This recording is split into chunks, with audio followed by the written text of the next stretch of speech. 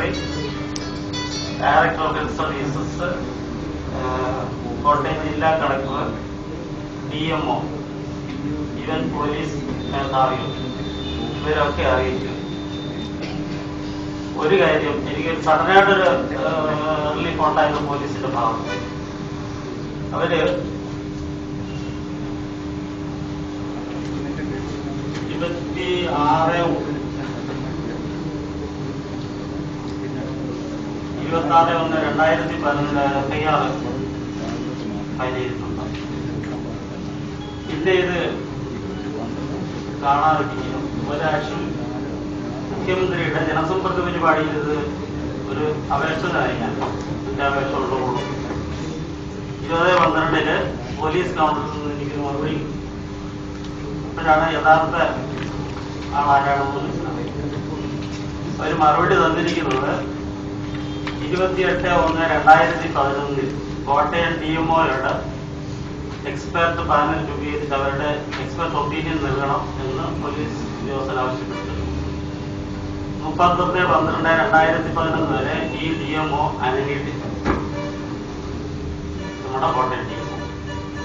ഞാനവിടെ ചെല്ലുമ്പോൾ കാണുന്നത് 2012 ഫയലായിട്ട് ഫയലായിട്ട് കാരി ഓവർ ചെയ്തൊരു പ്രക്രിയ, ക്ലോസ് ചെയ്യാത്ത ഫയലായിട്ട് ഇന്ന് വരെ കുറ്റപത്രം സമർപ്പിക്കാൻ പോലീസിന് കഴിഞ്ഞിട്ടില്ല. കോട്ടയം DMO ആണ് ഇപ്പം ഇത് എനിക്ക് വിഖാപമായിട്ട്. തന്നല്ല, ഇതില് പലയിടത്തും പല രീതിയിലാണ് ഡെത്ത് പറഞ്ഞിരിക്കുന്നത്.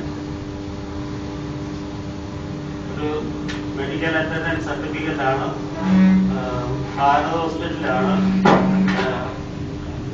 What was the exact cause of death? Acute respiratory distress syndrome. Treatment കാർഡിൽ പറഞ്ഞിരിക്കുന്നു ന്യൂമോണിയ സെപ്റ്റിസേമിയ. പല സ്ഥലങ്ങളിലും പല രോഗമാണ്.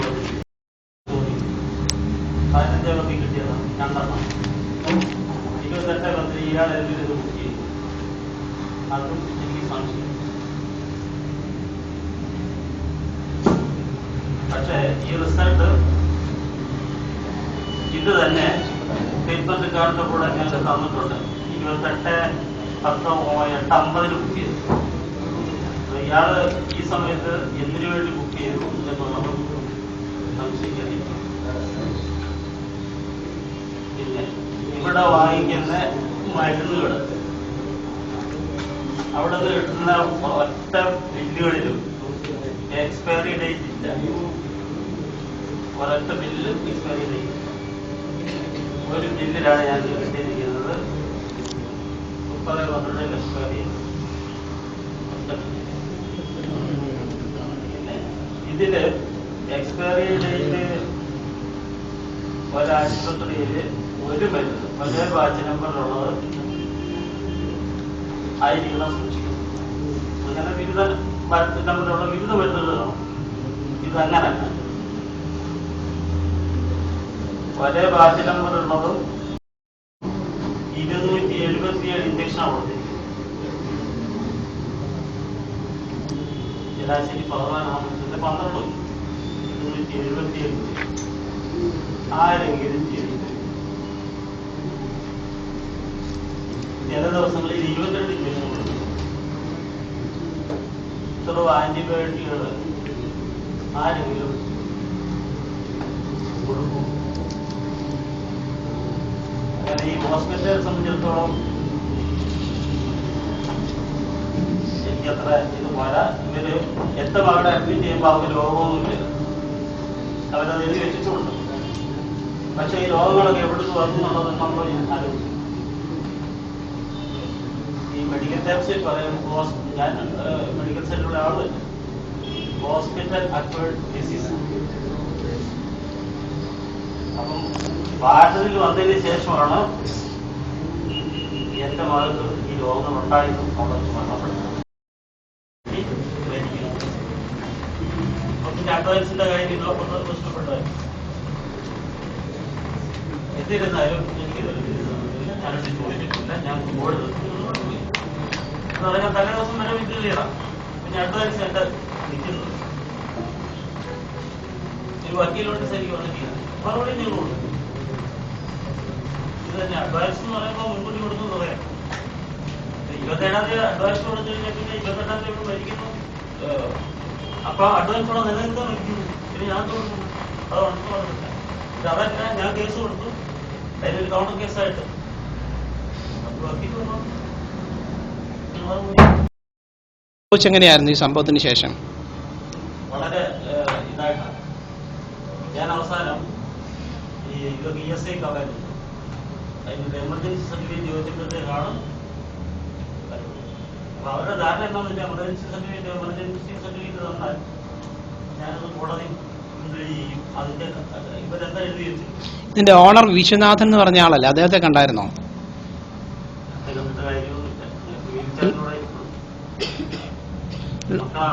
മക്കളാണ്. മക്കളെ കണ്ടിരുന്നോ? വിനോദിനെ കണ്ടിരുന്നു. പുള്ളി എന്ത് പറഞ്ഞു? ഞാൻ മറ്റൊന്നും സംസാരിച്ചിട്ടില്ല, യാതൊരു കാര്യം സംസാരിച്ചിട്ടില്ല. വിനോദിനെ ഞാൻ അന്ന് കാണുന്നത് തന്നെ ബോർഡ് ഞങ്ങൾ ഡ്രസ് ചെയ്ത് തിരിച്ചെടുക്കുമ്പോഴത്തേക്ക്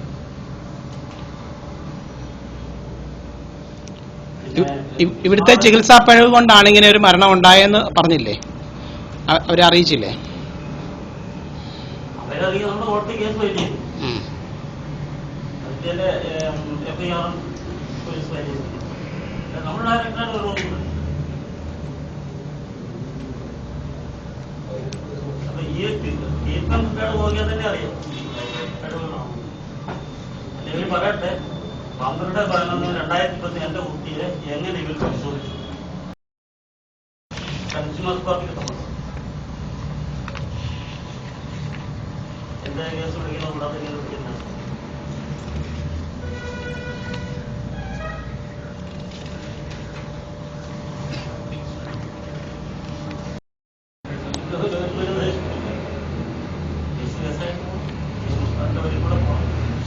എന്റെ ഞാനൊരാളെ നിലവിലുള്ള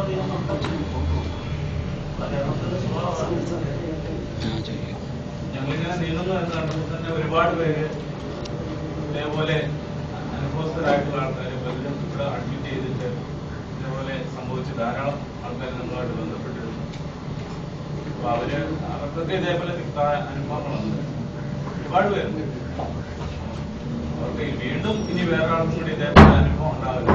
അതിനുവേണ്ടിയിട്ടാണ് നമ്മൾ പ്രധാനമായിട്ട് ഇതിനെ ഒരു സമ്മേളനം വിളിച്ച് ജനങ്ങളെല്ലാം അറിയണം. അത് നിങ്ങളാണ് ഞങ്ങളെ സഹായിക്കുന്നത്, എന്നെ സഹായിക്കുന്നത്. കൃഷിമാർഗങ്ങളിലൂടെ സഹായിക്കുന്നത്. ഞാനിവിടെ 2-3 ചാനലുകൾ സംസാരിച്ചു. ഇതിനോട് മാറ്റാൻ നല്ല രീതിയിലാണ്. അത് തന്നെയല്ല, ഇവിടെ സാന്നിധ്യമുണ്ട് കേരള